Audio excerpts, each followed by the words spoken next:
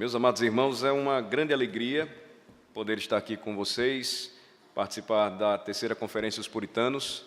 Privilégio para mim, é uma honra também. Agradeço ao Conselho da Igreja o convite e também a oportunidade de ser edificado, aprendendo mais sobre a Palavra de Deus e sobre a maravilhosa doutrina do pacto. Tenho por objetivo falar sobre as bênçãos do pacto e no dia de amanhã sobre as maldições do pacto. Antes de começarmos o assunto propriamente dito, eu gostaria de indicar pelo menos 3 livros, e todos eles vocês vão encontrar na livraria da conferência. O primeiro deles, do Carl Trueman, Reforma Ontem, Hoje e Amanhã.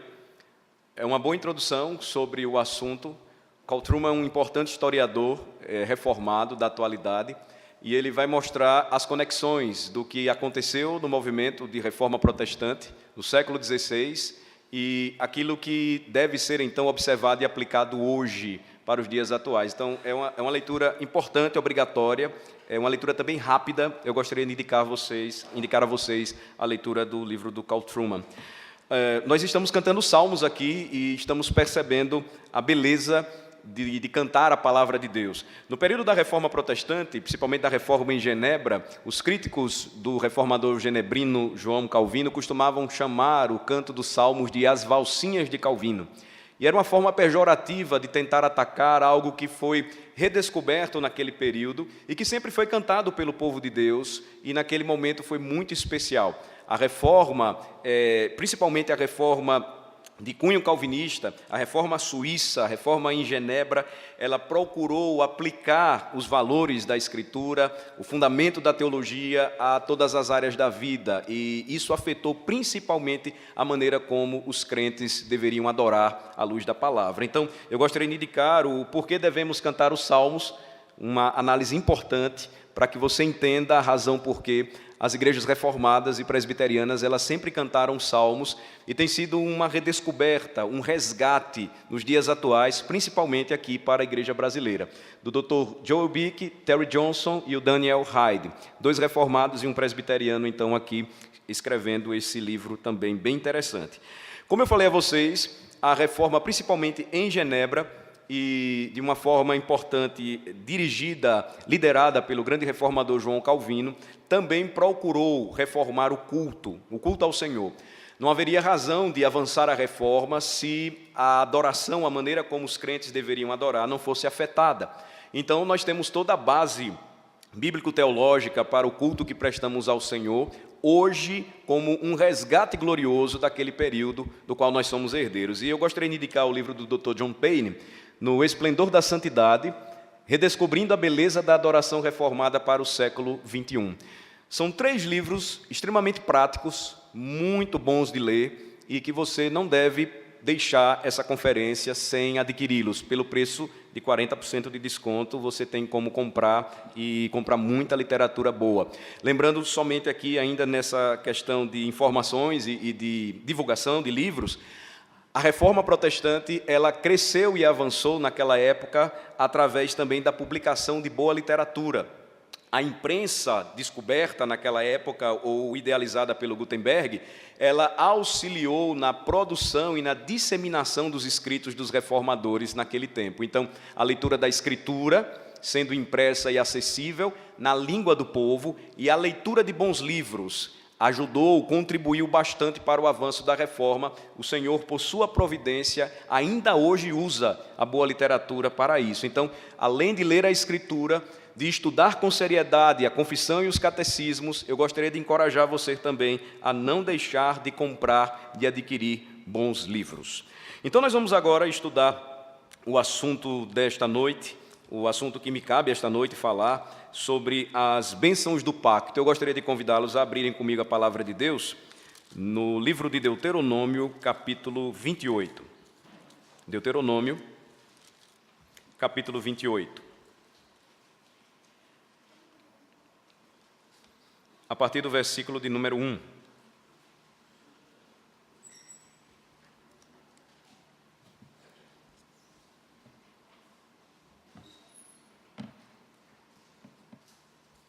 Lerei até o versículo de número 14, eu peço a atenção dos irmãos para A leitura da palavra de Deus.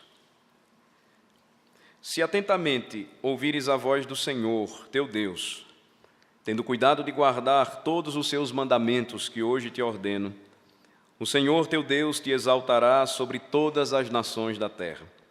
Se ouvires a voz do Senhor teu Deus, virão sobre ti e te alcançarão todas estas bênçãos.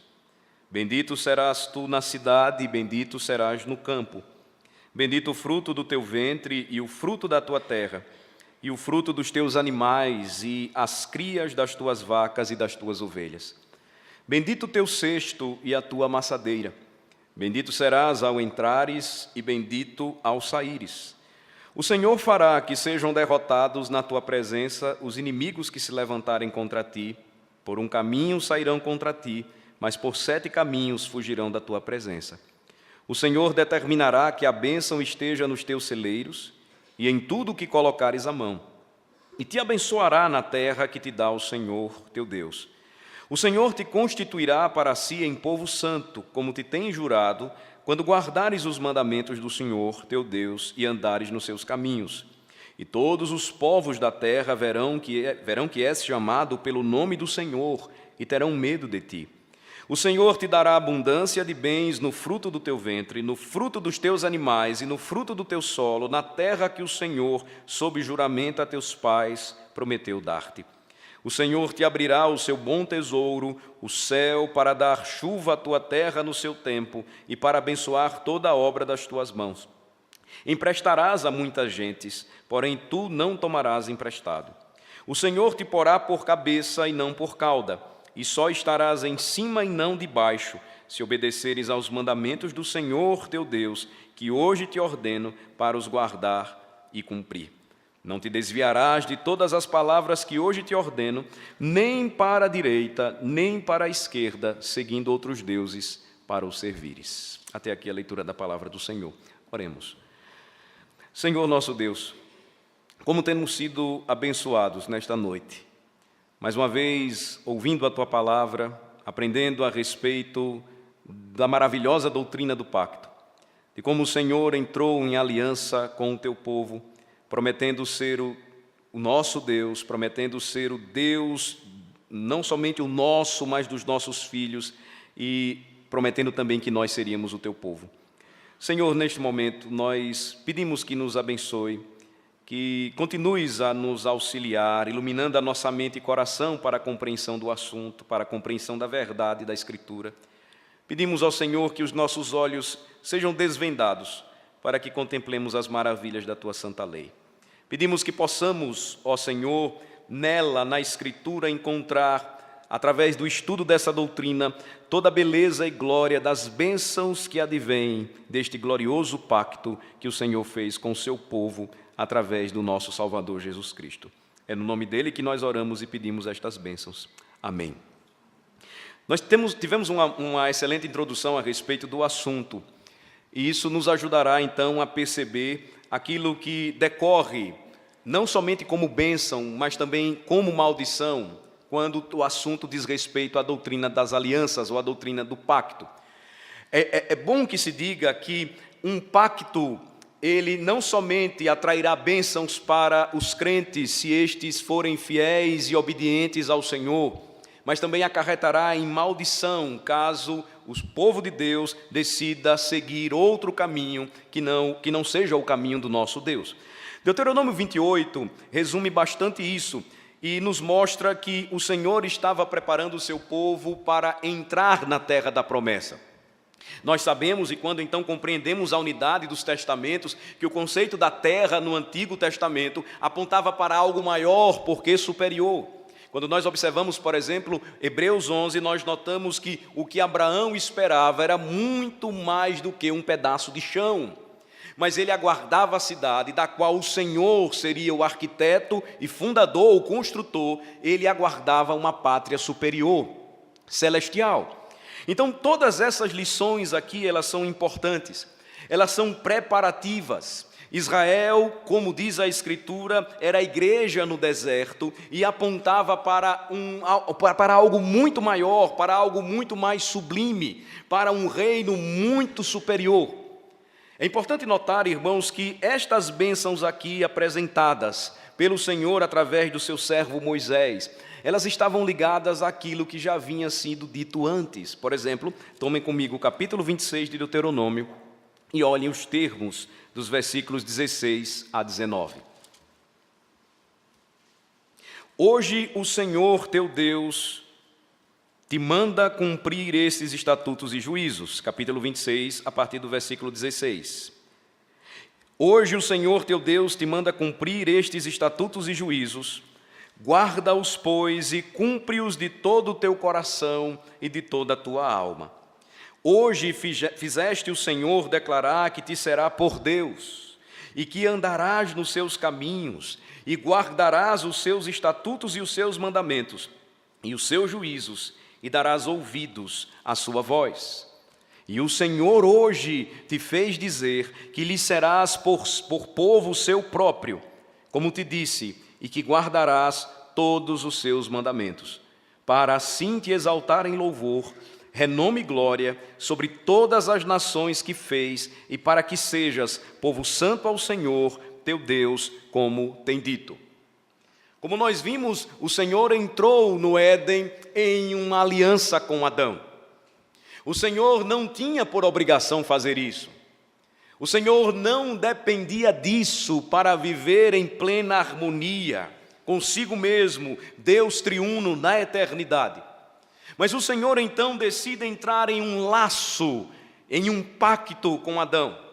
E o nosso catecismo, o catecismo maior, ele define, ou ele nos lembra na pergunta 20, que ele entrou com Adão, nosso primeiro pai, em um pacto de vida sob a condição de perfeita obediência. Os termos, então, do pacto, muito claros e já bem explicados para nós, eles se repetem à medida em que a revelação, de forma orgânica e progressiva, ela se desenvolve nas Escrituras. Pois bem, nós chegamos agora no livro de Deuteronômio. Moisés está com o povo de Deus em Moabe, e lá então, da parte do Senhor como profeta, ele vai pronunciar bênçãos pactuais. Mas perceba que antes disso ele vai lembrar, versículo 16 do capítulo 26, o que naquele instante todo o povo precisava saber. Hoje o Senhor teu Deus te manda cumprir estes estatutos e juízos. A exigência então do pacto era: guarda-os, pois, e cumpre-os de todo o teu coração e de toda a tua alma. Em Adão era exigido perfeita obediência em um pacto de vida. Em Adão, a bênção prometida, se ele vencesse a prova da obediência e ele, em temor e amor ao Senhor, ele cumprisse os termos da aliança, a árvore da vida estaria acessível a ele. Mas como bem vimos, Adão preferiu tomar o lado da serpente, ele se filiou à serpente, ele assumiu o partido para a serpente ou com ela, e então sofreu a maldição do pacto. O Senhor então promete, e entrando com pecadores, como nos diz a confissão de fé, no capítulo 7 sobre o pacto, em uma nova aliança, em um pacto de graça, ele então promete agora um mediador. E este pacto de graça então sendo ensinado ou apresentado, desde o que vimos após a queda, prometido e anunciado em Gênesis 3,15, vai lembrar sempre ao povo pactual de Deus as exigências de que eles deveriam caminhar em obediência, amor e temor ao Senhor, como uma atitude de gratidão, um amor obediente pelo Senhor Deus que os amou com todo o seu coração e lhes proveu salvação, livramento, uma terra prometida. Observem, irmãos, então, que a explicação ou o ensino bíblico, versículo 17, vai nos lembrar os termos de forma muito clara, sendo apresentados. Hoje fizeste o Senhor declarar.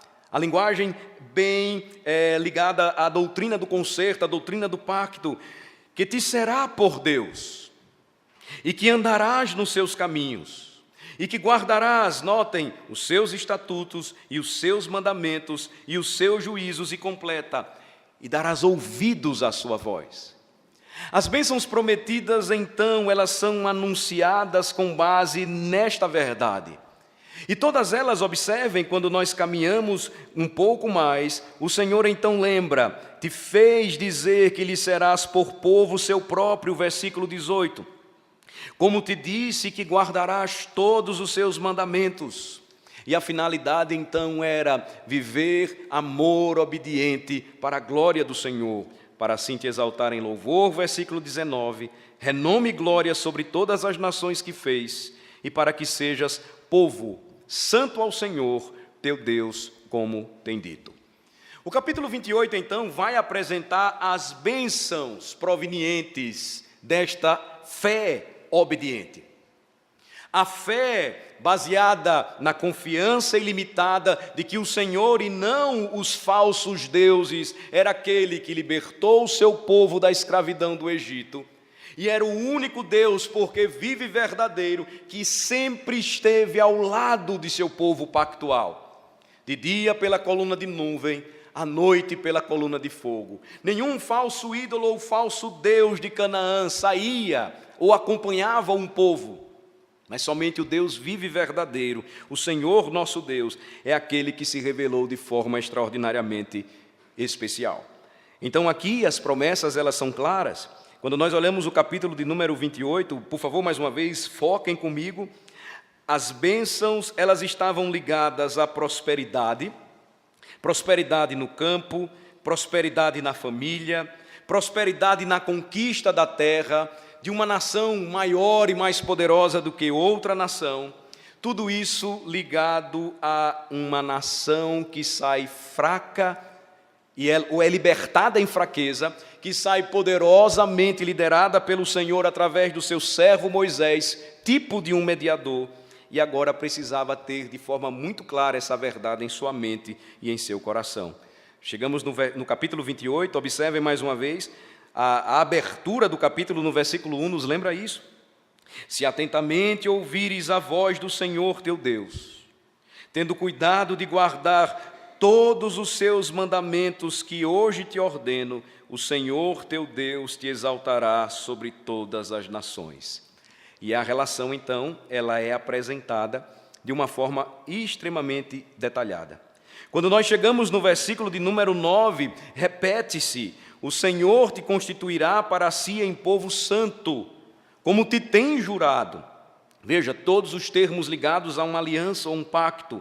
Quando guardares os mandamentos do Senhor teu Deus e andares nos seus caminhos. Quando nós olhamos a nossa confissão de fé, e aqui eu me refiro à confissão de fé de Westminster, um dos padrões que os presbiterianos em todo o mundo adotam, o versículo ou a seção de número 1 do capítulo 7, que fala do pacto de Deus com o homem, nos lembra que o Senhor não tinha necessidade de se relacionar com o homem, mas ele então faz isso de uma forma condescendente. O que isso quer nos dizer, ou o que isso quer nos mostrar? Observem o capítulo 28, bênçãos são prometidas decorrentes desta aliança graciosa do Senhor Deus com Israel, mas sempre a lembrança de que tudo isso seria fruto de uma relação pactual, onde Israel, o povo de Deus, reconheceria primeiramente que o maior bem, o maior tesouro, aquilo que é de maior valor para aqueles que servem a Deus, é o seu próprio Deus. O Senhor te constituirá para si em povo santo, diz o versículo 9, como te tem jurado, e repete, quando guardares os mandamentos do Senhor teu Deus e andares nos seus caminhos. Nós já vimos que os termos do pacto das obras não foram cumpridos pelo primeiro Adão. E a seção de número 3 da nossa confissão de fé, então, vai nos lembrar que, tendo o homem se tornado pela sua queda incapaz de ter vida por meio desse pacto, o Senhor dignou-se a fazer um segundo pacto, geralmente chamado de o pacto da graça. Agora notem, nesse pacto, ele livremente oferece aos pecadores a vida e a salvação por Jesus Cristo, exigindo deles a fé em Cristo para que sejam salvos e prometendo dar a todos os que estão ordenados para a vida o seu Santo Espírito para dispô-los e habilitá-los a crer. O que acontece então a partir de Gênesis 3,15 é que na administração de um novo pacto, chamado Pacto da Graça, o Senhor então prometeria ser o sustento de seu povo. O Senhor prometeria abençoar ricamente o seu povo, mas Ele sempre o lembraria: vocês não podem deixar de guardar os meus mandamentos, de andar nos meus caminhos, vocês não podem me trocar pelos deuses de Canaã. Veja que a relação de temor ou reverência da parte das demais nações para com Israel partiria desta obediência fiel aos termos do pacto. Versículo 10: e todos os povos da terra verão que és chamado pelo nome do Senhor, por ser povo santo, e terão medo de ti, ou reverenciarão a ti. No final, então, observem, o versículo de número 14 vai dizer: não te desviarás de todas as palavras que hoje te ordeno. E aqui nós temos um versículo ligado a um daqueles muito mal interpretados pelo evangelicalismo contemporâneo, porque o Senhor colocou o seu povo por cabeça e não por cauda.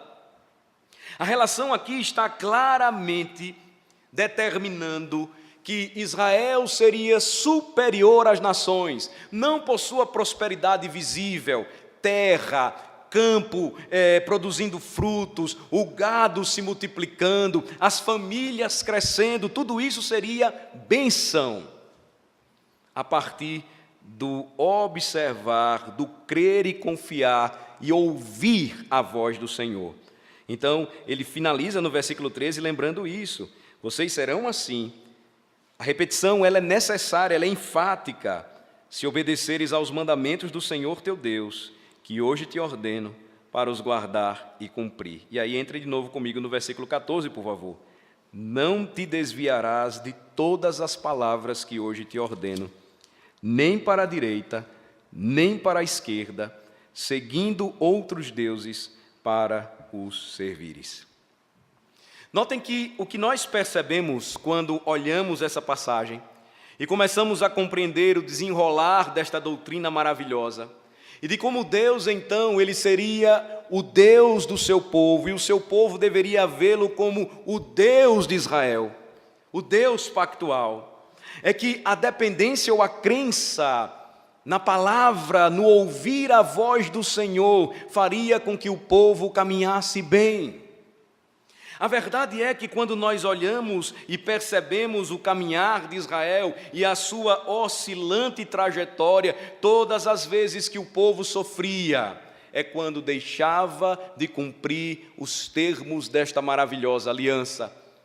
O Senhor ofereceu o melhor da terra.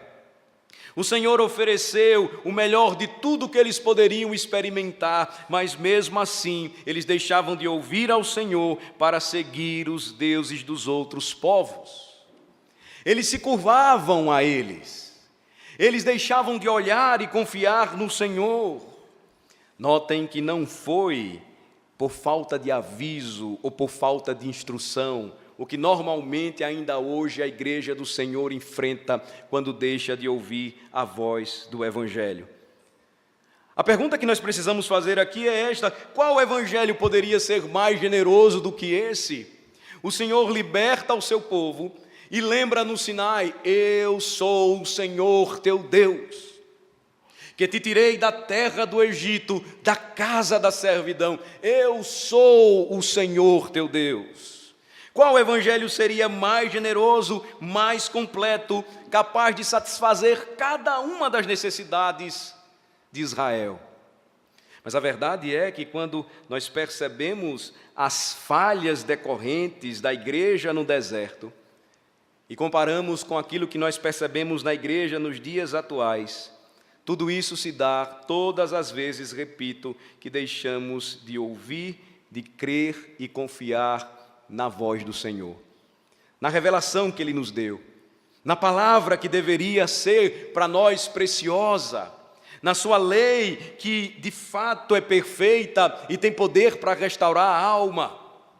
no seu testemunho que é fiel e dá sabedoria aos simples. Todas as vezes que o povo de Deus deixou de dar ouvidos à voz do Senhor, a consequência então é que, ao invés de bênção, eles experimentavam maldição, castigo, disciplina, dura e severa punição. Observem que quando nós continuamos a enxergar e ver aquilo que Deuteronômio 28 apenas nos dá uma ideia ou nos mostra o que se repete ou vai se desenvolvendo na Escritura, nós chegamos a um ponto importante. A Confissão de Fé, na seção de número 5 do capítulo 7, diz que esse pacto no tempo da lei não foi administrado como no tempo do Evangelho. É importante lembrar isso. E a Confissão de Fé trata disso de uma forma muito interessante. Vai lembrar que sob a lei foi administrado por meio de promessas, tais como esta de Deuteronômio 28, profecias, sacrifícios, da circuncisão, que era o selo da antiga aliança ou da antiga dispensação do pacto, do cordeiro pascal e de outros tipos e ordenanças dadas ao povo judeu. E a confissão conclui: tudo isso prefigurando o Cristo que haveria de vir. Abra comigo, por favor, em Hebreus e vejam o seguinte. Hebreus capítulo de número 8.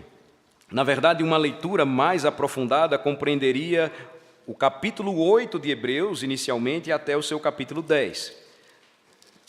Nós não vamos observar todos esses capítulos, ou pelo menos todos os 3, mas eu quero chamar a atenção de vocês, irmãos. Observem como no capítulo 8, o autor aos Hebreus ele vai falar do pacto da graça, no que a Confissão de Fé chama o tempo da lei, que teve uma administração diferente, mas prefiguraria ou prefigurava o Cristo que haveria de vir. Então, assim como nós vimos em Gênesis 3,15, o proto-evangelho, a ideia então de que o Senhor já prometeu ou proveria um Redentor.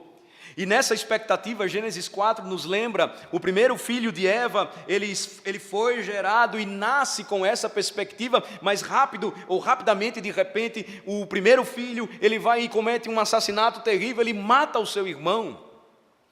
Essa expectativa continua e ela passa de geração em geração, ela é real. Ela prefiguraria o Cristo. Ela apontaria, quando Moisés, por exemplo, disse: o Senhor enviará para vocês um profeta superior, maior do que eu.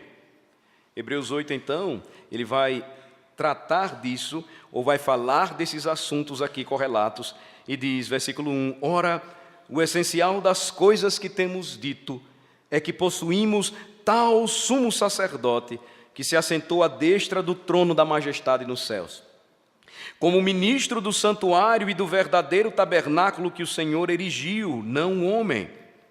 Pois todo sumo sacerdote é constituído para oferecer tanto dons como sacrifícios, por isso era necessário que também esse sumo sacerdote tivesse o que oferecer. Notem, um sacerdócio aqui, mostrando que, no passado, apontava para um sumo sacerdote superior, que ofereceria um sacrifício perfeito, completo, único e eficaz.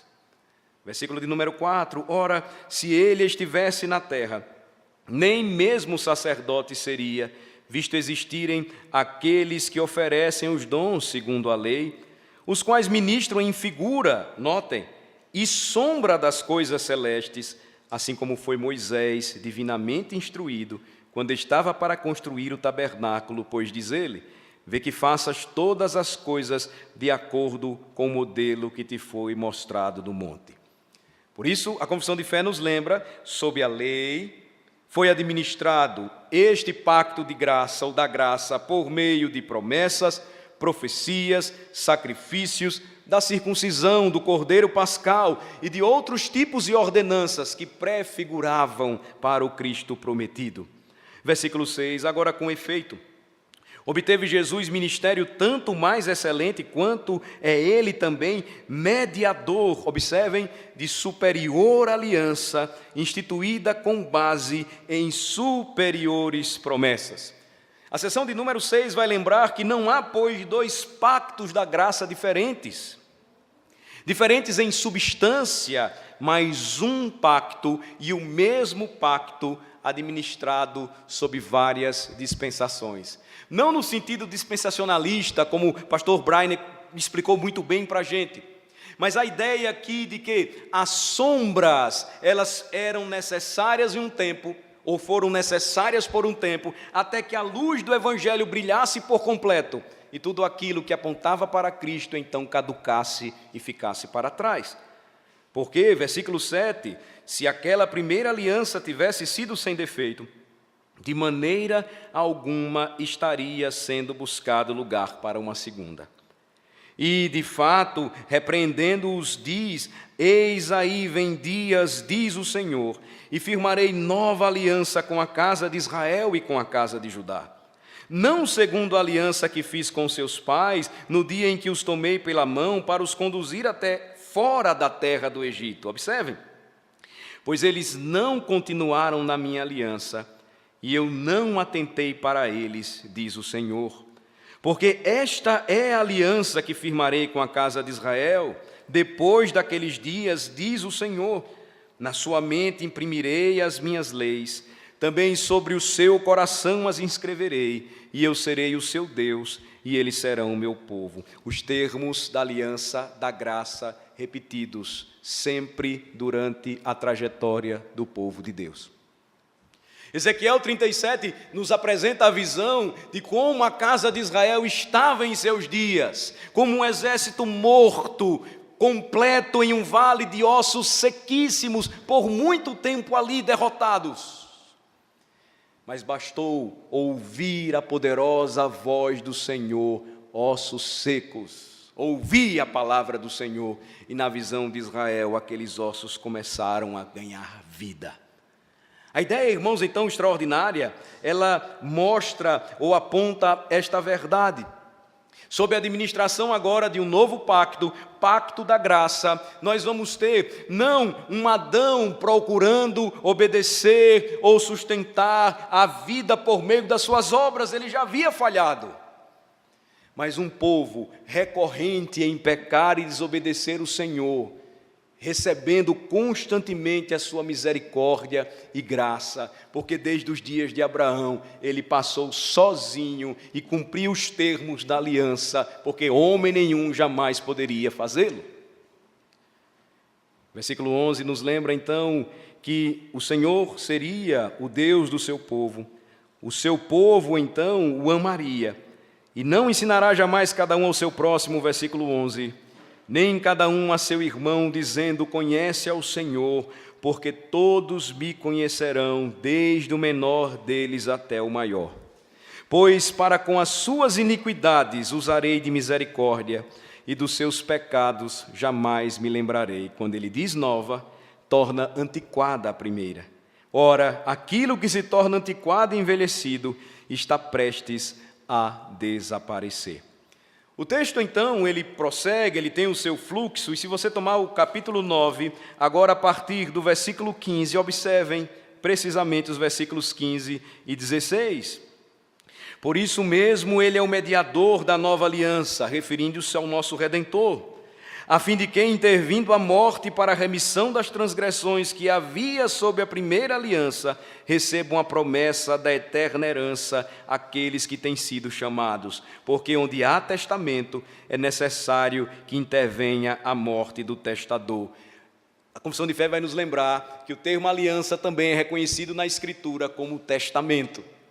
Eis a razão por que a unidade que nós encontramos em ambos os testamentos nos lembram de um pacto glorioso, de um pacto que o Senhor fez com o homem, tendo agora por perfeito mediador o seu Filho, um pacto em Cristo, e que então sustentaria, porque o Senhor jurou por si mesmo e não pode mentir e falhar, tudo aquilo que havia cumprido.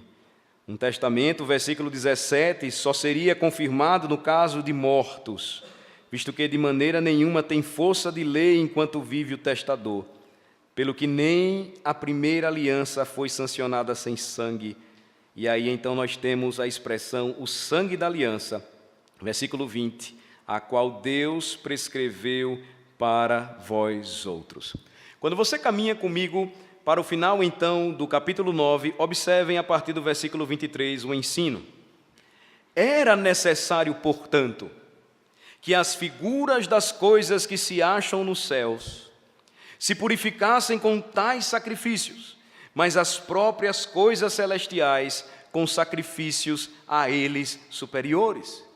A ideia aqui, então, é essa. Porque aquele tempo que se chama de um Antigo Testamento, nos lembra a confissão de fé, essas coisas pela operação do Espírito foram suficientes e eficazes. Para quê? Para instruir e edificar os eleitos na fé no Messias prometido, por quem tinham plena remissão dos pecados e a salvação eterna. Apontava para ele. Pedro vai dizer que todos os profetas, eles falavam a respeito de Cristo pelo Espírito de Cristo. E por que razão? Vejam o versículo 24. Porque Cristo não entrou em santuário feito por mãos, figura do verdadeiro, porém no mesmo céu, para comparecer agora por nós diante de Deus. O tabernáculo, sinal da presença de Deus no passado, onde os sacrifícios eram realizados, onde as promessas elas eram ouvidas, cridas, cumpridas. O tabernáculo, lugar do holocausto, do sacerdócio, da intercessão, apontaria para o dia em que o Verbo se fez carne e tabernaculou, habitou entre nós, cheio de graça e de verdade. Cristo, então, versículo 24, não entrou em santuário feito por mãos humanas, figura do verdadeiro, porém no mesmo céu, para comparecer agora por nós diante de Deus. Nem ainda para se oferecer a si mesmo muitas vezes, como o sumo sacerdote cada ano, entra no Santo dos Santos com sangue alheio. Ora, neste caso seria necessário que ele tivesse sofrido muitas vezes desde a fundação do mundo. Agora, porém, ao se cumprirem os tempos, notem, se manifestou uma vez por todas para aniquilar pelo sacrifício de si mesmo o pecado. O que era contínuo, o que era necessariamente repetitivo, apontava para um único sacrifício de uma vez por todas para atender às exigências da lei de Deus. E o final então do capítulo 9 nos lembra, e assim, versículo 27, como aos homens está ordenado morrerem uma só vez, vindo depois disto o juízo, assim também Cristo, tendo se oferecido uma vez para sempre para tirar os pecados de muitos, aparecerá a segunda vez, sem pecado, aos que o aguardam para salvação. Tudo isso aqui, ou tudo o que nós estamos vendo até agora, irmãos, a sua relação com um texto introdutório, um texto tomado no Antigo Testamento, Deuteronômio 28, vai então nos encaminhar e nos apontar para uma realidade, uma aplicação importante para esta noite. A seção 6 da Confissão de Fé, no capítulo 7, então diz o seguinte: sob o Evangelho, quando Cristo, a substância, foi manifestado, as ordenanças pelas quais esse pacto é dispensado são a pregação da palavra e a administração dos sacramentos do batismo e da ceia do Senhor. Por essas ordenanças, posto que poucas em número, e administradas com mais simplicidade e menos glória externa, o pacto é manifestado com mais plenitude, evidência e eficácia espiritual a todas as nações. Aos judeus, bem como aos gentios, isso é chamado de o Novo Testamento. Observem a compreensão dos antigos teólogos, a compreensão daqueles que fizeram a Assembleia de Westminster, participaram dela, gastaram tempo estudando a Escritura para compreender a doutrina da aliança. Era de que os testamentos apontavam para um glorioso pacto, onde o Senhor prometeu bênçãos para aqueles que confiassem inteiramente em sua provisão. Observem que quando nós entendemos isso, nós vamos perceber que um conceito dispensacionalista, ainda hoje muito comum e em voga, ele não se coaduna ou se harmoniza com a doutrina da Escritura. Eu me refiro à ideia de que muitos afirmam que o Espírito Santo não fazia habitação constante, perene nos crentes da antiga aliança, ou nos dias do Antigo Testamento. A pergunta é: como então poderiam receber as promessas? Como então exercer fé em Cristo, dar ouvidos à sua voz, à sua palavra e receber todos os benefícios espirituais? Como a nossa confissão de fé bem diz, como crer e esperar no Cristo que haveria de vir, se não fossem selados com o Santo Espírito da promessa? Lembro as palavras do apóstolo Pedro: todos os que pregaram naqueles dias, pregaram de acordo com o Espírito de Cristo, falando do seu dia, falando da sua vinda, prefigurando aquilo que seria glorioso, completo, no antítipo, o Senhor Jesus Cristo.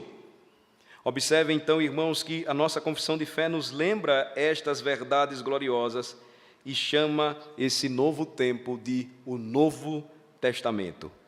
E ele conclui então, lembrando aquilo que já citei para vocês: não há, pois, dois pactos da graça, diferentes em substância, mas um e o mesmo pacto, sob várias dispensações.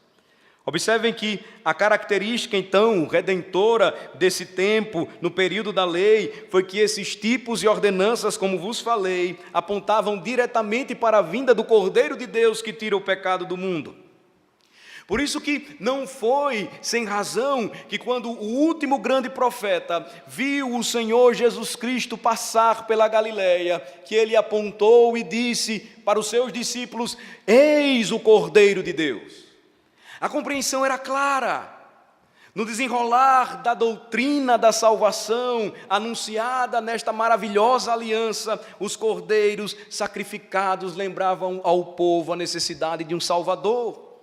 Os sacerdotes, mediando o culto e o sacrifício, a necessidade de um redentor, de um mediador.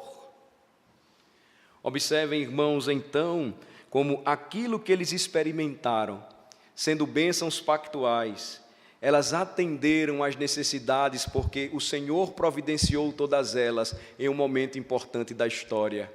Mas eles aguardavam com expectativa aquilo que o autor aos Hebreus, ele então vai dizer no capítulo 11, versículo 39, ora, todos estes que obtiveram bom testemunho por sua fé, não obtiveram, contudo, a concretização da promessa, por haver Deus provido coisa superior a nosso respeito, para que eles sem nós não fossem aperfeiçoados.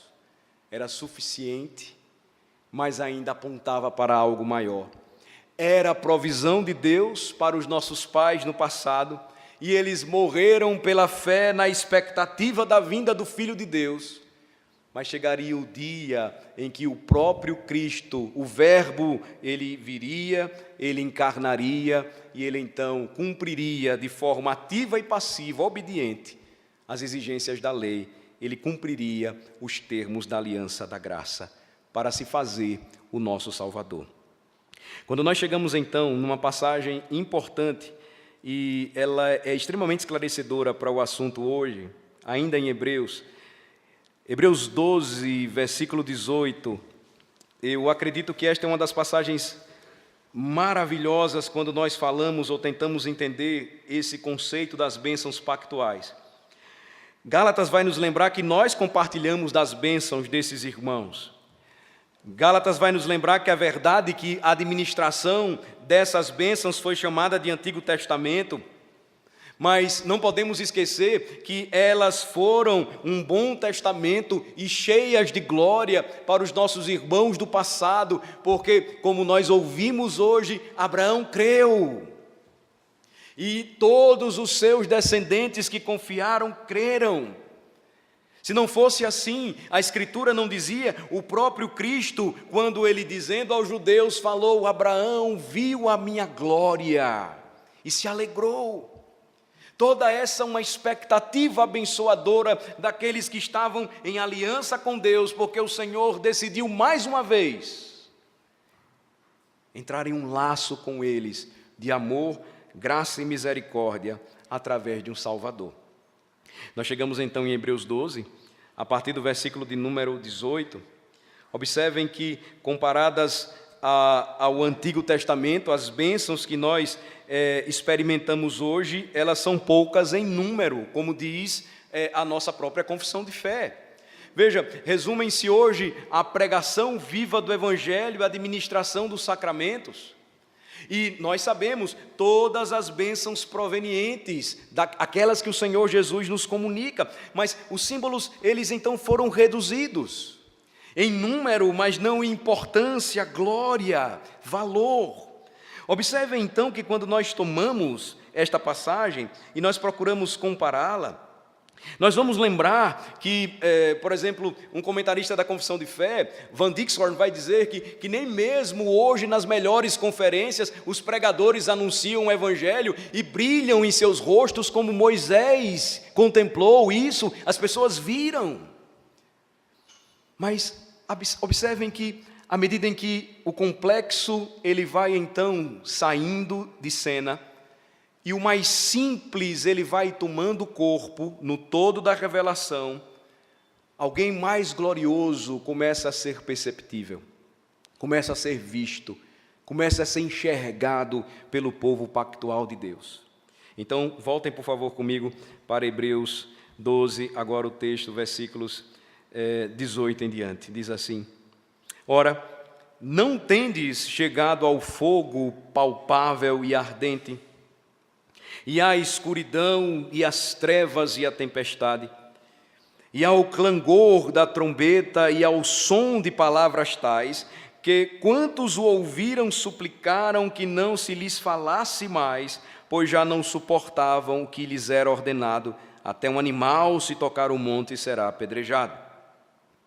Na verdade, de tal modo era horrível o espetáculo, que Moisés disse: sinto-me aterrado e trêmulo. Agora observem, a partir do versículo 22. Mas tendes chegado ao monte Sião, e à cidade do Deus vivo, a Jerusalém celestial, e a incontáveis hostes de anjos, e à universal assembleia, igreja dos primogênitos arrolados nos céus, e a Deus, o juiz de todos, e aos espíritos dos justos aperfeiçoados, e a Jesus, o mediador da nova aliança, e ao sangue da aspersão, que fala coisas superiores ao que fala o próprio Abel. Veja que, como o autor aos Hebreus nos explica, em suas palavras finais, o que temos é tão superior, tão maravilhoso, melhor. Sim, ele vai nos lembrar, deve ter sido glorioso ver o Monte Sinai por ocasião da entrega das tábuas da lei. Entretanto, ele vai nos lembrar, somos chegados ao Monte Sião e à cidade do Deus vivo. Ele vai dizer que de fato deve ter sido maravilhoso adorar com as multidões do povo de Deus no passado, nas grandes festas do Antigo Testamento.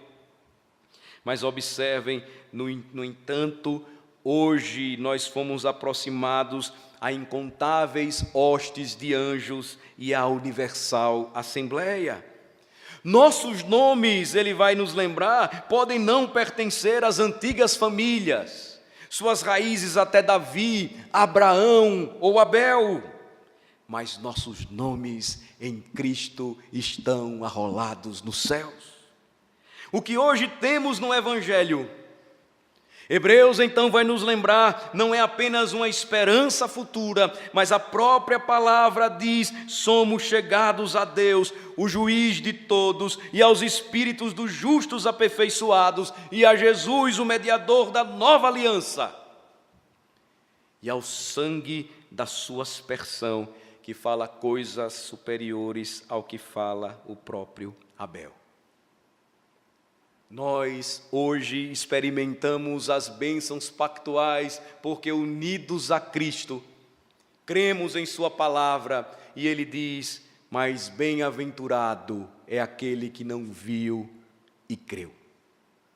Nós temos então hoje, de forma clara, e podemos enxergar que assim como a água do batismo ela nos lembra que os nossos pecados em Cristo estão perdoados. A circuncisão então lembrava a necessidade da remoção de pecados para que o povo andasse em santidade e pureza.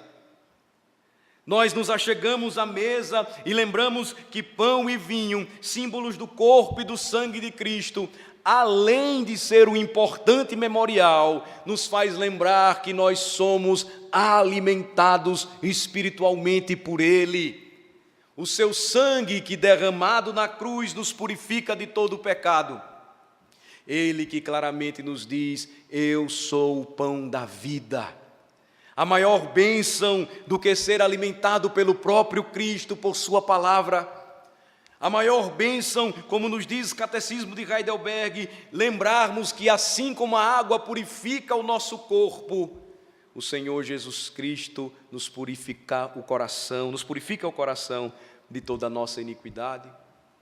De que a graça precede a fé, e Ele então diz que esta bênção não é somente para nós, mas para os nossos filhos, que Ele entrou em aliança não somente conosco, mas com os nossos descendentes.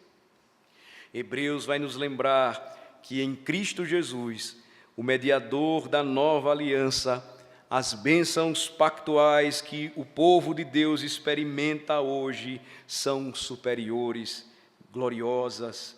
Elas apontam para o grande dia, o dia em que todos juntos sentaremos com Ele, o Cristo, na ceia das bodas do Cordeiro.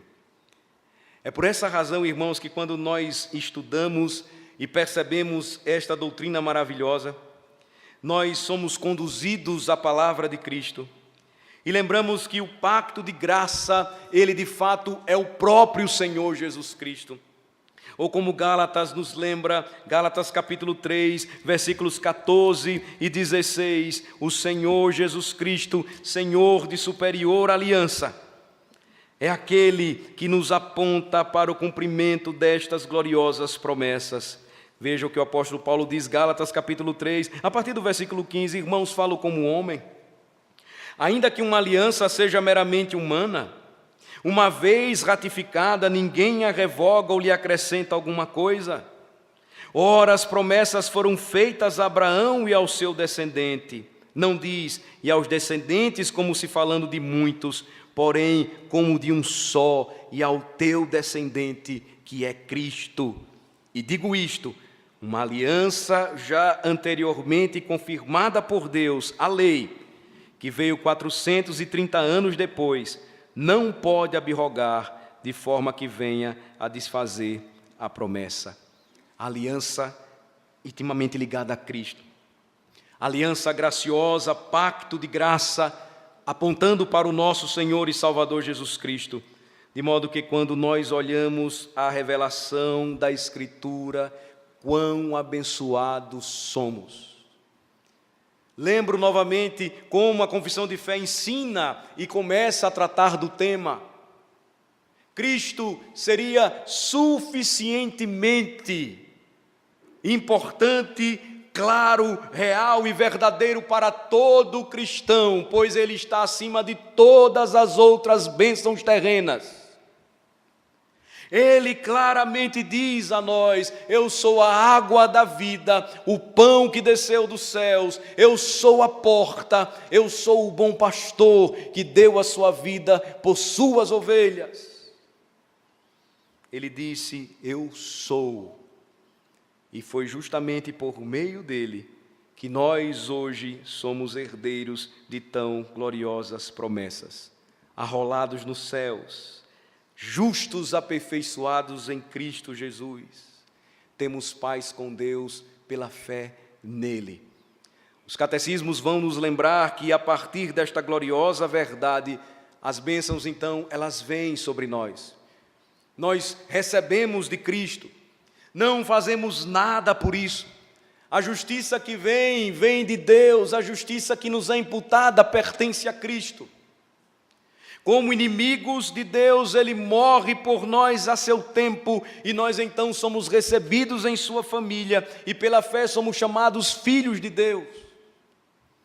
Nele, nós então somos santificados, e como Hebreus 12 nos lembra, somos então encorajados a lançar fora todo o mal, o pecado e peso que tenazmente nos assedia, e devemos correr então para o alvo.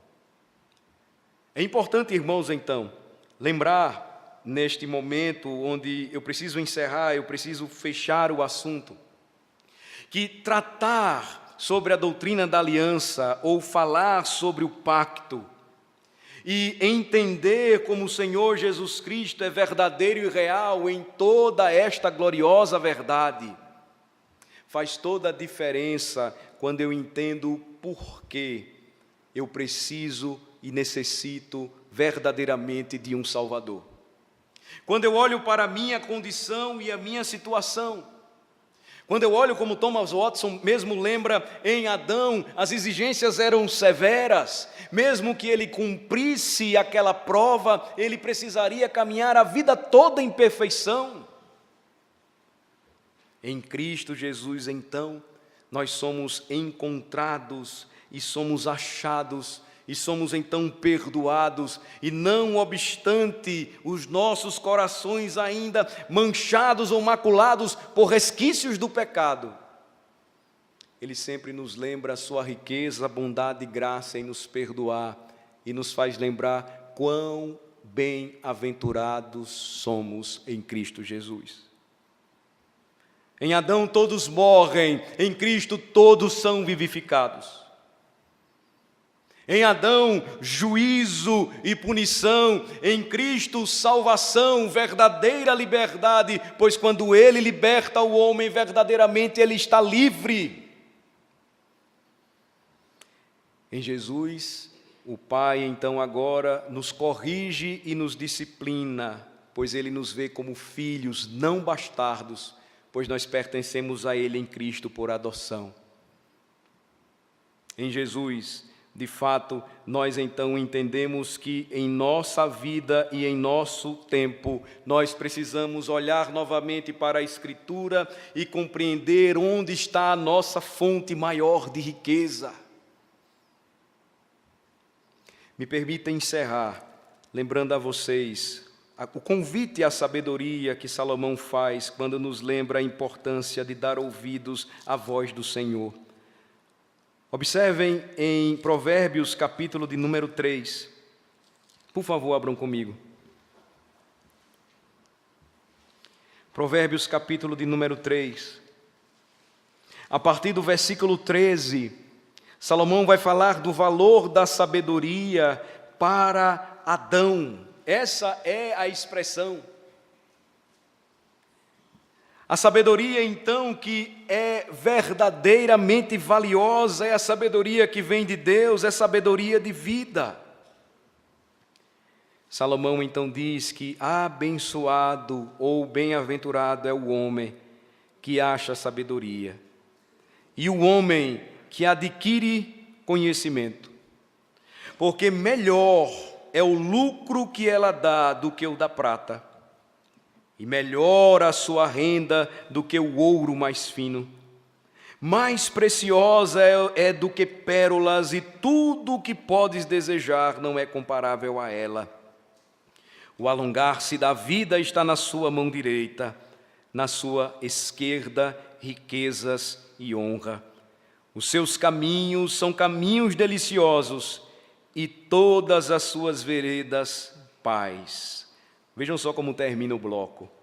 É árvore de vida para os que a alcançam, seguram firme nela a sabedoria, e felizes são todos os que a retêm.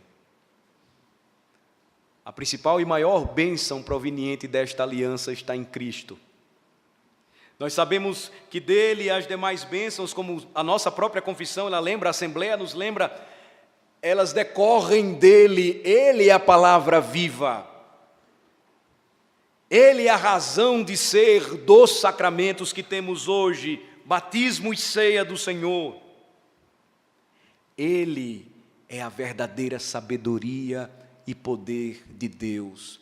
Não há maior riqueza, maior tesouro para o crente do que encontrar felicidade em Cristo, poder de Deus e sabedoria de Deus. É loucura para o mundo, mas é verdadeira bênção pactual para todo crente. Israel falhou quando esqueceu que o Senhor era o seu quinhão, a sua melhor porção na terra. Cristão, você falha hoje quando se esquece que o seu maior tesouro e bênção na aliança é ter a Cristo, pertencer a Ele e ser dele. Não devemos trocar aquilo que é mais valioso do que prata e ouro, porque tudo aquilo que temos, na verdade, são bênçãos decorrentes desta profunda união com Cristo em aliança. Nós que éramos imerecedores, hoje temos a promessa que Adão perdeu no Éden, de que no novo céu e na nova terra, seguros firmes na sabedoria que é Cristo, teremos acesso à árvore da vida. Vamos orar. Ó Senhor, quão grandiosas são as tuas bênçãos pactuais para o teu povo neste pacto da graça.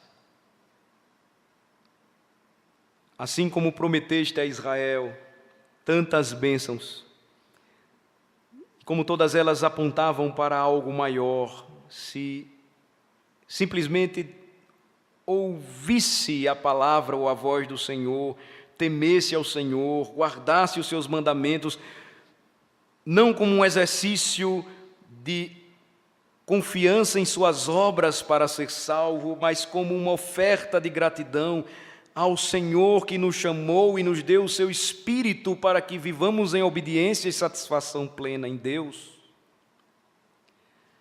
Assim também, Senhor, nós somos agraciados por recebermos a Tua Palavra, termos a Tua Palavra e os Teus sacramentos. Não permitas, ó Senhor, que desprezemos estas bênçãos.